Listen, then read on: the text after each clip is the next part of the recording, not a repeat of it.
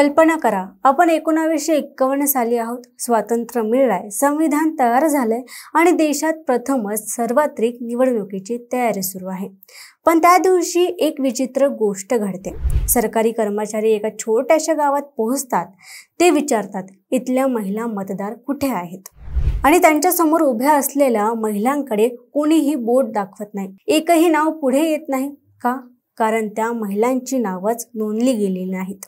काही जणी अमक्याची बायको तमक्याची सून त्या घरातली म्हणून ओळखल्या जात होत्या. त्या महिलांना स्वतःचं नाव सांगण्याचीही मुभा नव्हती. त्या क्षणी निवडणूक आयोग हादरला. लोकशाहीच्या पायावर एक विचित्र सावली पडली आणि सुरू झाली नावांच्या गूढतातून अस्तित्व शोधण्याची खरी लढाई. आज व्हायरल चर्चावर आपण जाणून घेणार आहोत त्या प्रसंगामागची कहाणी, सुकुमार सेन यांचा ऐतिहासिक निर्णय आणि देशात घडलेला सामाजिक बदल.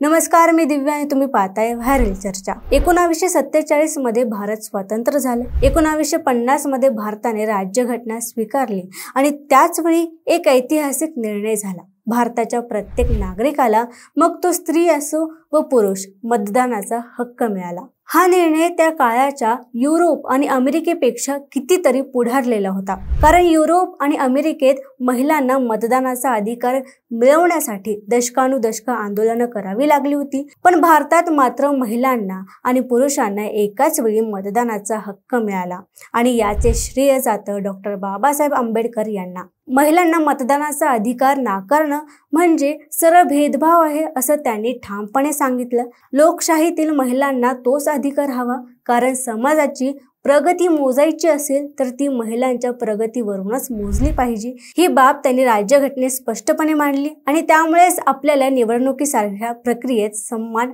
हक्क मिळाला. पण तो हक्क दिला गेला खरा, पण तो मिळवण्यासाठी महिलांना अजून संघर्ष करावा लागणार होता हे कुणालाच माहिती नव्हतं. जेव्हा देशातील पहिली सार्वत्रिक निवडणूक घ्यायची वेळ आली तेव्हा एक अनपेक्षित आणि गंभीर समस्या समोर आली. जेव्हा निवडणूक आयोगाने मतदार यादी तयार केली तेव्हा दिसून आलं की कोट्यवधी महिलांची नावं ही त्यांची स्वतःची नसून त्यांच्या नवऱ्याच्या किंवा वडिलांच्या नावावर लिहिली जात आहे. उदाहरणार्थ, रामलालाची बायको, श्यामची मुलगी, गंगारामची सून अशी ओळख होती. म्हणजे जेव्हा देशात पहिली निवडणूक घ्यायची होती तेव्हा 85% जनता निरक्षर होती. 17.6 कोटी नागरिक पात्र होते आणि त्यापैकी 8 कोटी महिला यांची स्वतःची नावच नव्हती. या प्रथेबद्दल जेव्हा सुकुमार सेन, भारताचे पहिले मुख्य निवडणूक आयुक्त, त्यांच्या कानावर गेलं तेव्हा त्यांनी एक ठाम निर्णय घेतला. ज्या महिलांची नावं त्यांच्या खऱ्या ओळखीनं नाहीत त्यांची नावे मतदार यादीतून काढून टाका. हो, 28 लाख महिलांना मतदानाचा पूर्ण अधिकार असतानाही मतदार यादीतून वगळण्यात आलं, कारण त्यांनी स्वतःचं नाव सांगण्यास नकार दिला होता. भारत तेव्हा एक अतिशय पारंपरिक आणि पुरुषसत्ताक समाज होता. गावात अनोळखी पुरुषासमोर महिलांनी बोलायचं नाही, स्वतःचं नाव सांगायचं नाही, अशा अनेक पिढीजात प्रथा होत्या.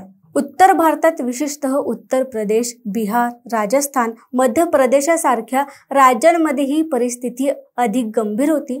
महिला स्वतःचं नाव सांगायला घाबरत होत्या. सुकुमार सेन यांना याचा धोका वाटला. त्यांनी म्हटलं, जर आपण आज याला परवानगी दिली तर पुढच्या अनेक पिढ्यांपर्यंत महिलांची ओळख पुरुषांवरच अवलंबून राहील. ही एक निरर्थक पारंपरिक प्रथा आहे. त्यामुळे त्यांनी ती यादी फेटाळली आणि महिलांना मतदाराची स्वतंत्र नोंद होईपर्यंत त्यांचं नावच रद्द करण्यात आलं. या प्रकरणामुळे एक मोठा सामाजिक चर्चेचा विषय निर्माण झाला. राजकीय पक्ष, महिला संघटना, समाज सुधारक पुढे आले. महिलांना समजावलं गेलं, तुमचं स्वतःचं नाव तुमचा स्वतःचा हक्क आहे. निवडणूक आयोगाने वेगवेगळ्या राज्यांमध्ये नवीन अभियान राबवलं. राजस्थान, बिहार यासारख्या राज्यांमध्ये पुन्हा नोंदणीसाठी 1 महिन्यांची मुदतवाढ देण्यात आली. शेवटी 8 कोटींपैकी 28 लाख महिलांनी पुन्हा स्वतःचं नाव न सांगण्याचा निर्णय घेतला. त्यामुळे त्यांना त्या निवडणुकीतून मतदान करता आलं नाही. पण जेव्हा 1957ला दुसरी लोकसभा निवडणूक झाली तेव्हा परिस्थिती पूर्ण बदलली. महिलांनी पाहिलं की त्यांच्या शेजारच्या नातेवाईकांमधल्या स्त्रिया मतदान करत आहेत, निर्णय घेत आहेत. यामुळे अनेक महिलांनी पुढे येऊन आपल्या नावांची नोंदणी केली.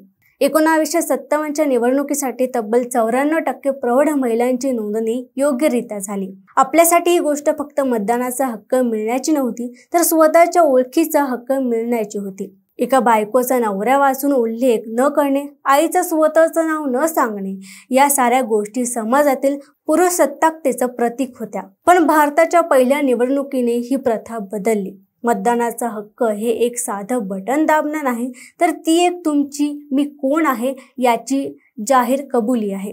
त्या 28 लाख महिलांचा संघर्ष जे 1952 मध्ये आपल्या नावाशिवाय मतदानापासून वंचित ठरले, आज व्यापक मतदानात परावर्तित झाला आहे. 2025च्या निवडणुकीत महिलांचा सक्रिय सहभाग आजच्या युवा आणि प्रगल्भ भारताच्या लोकशाहीचे प्रतीक आहेत.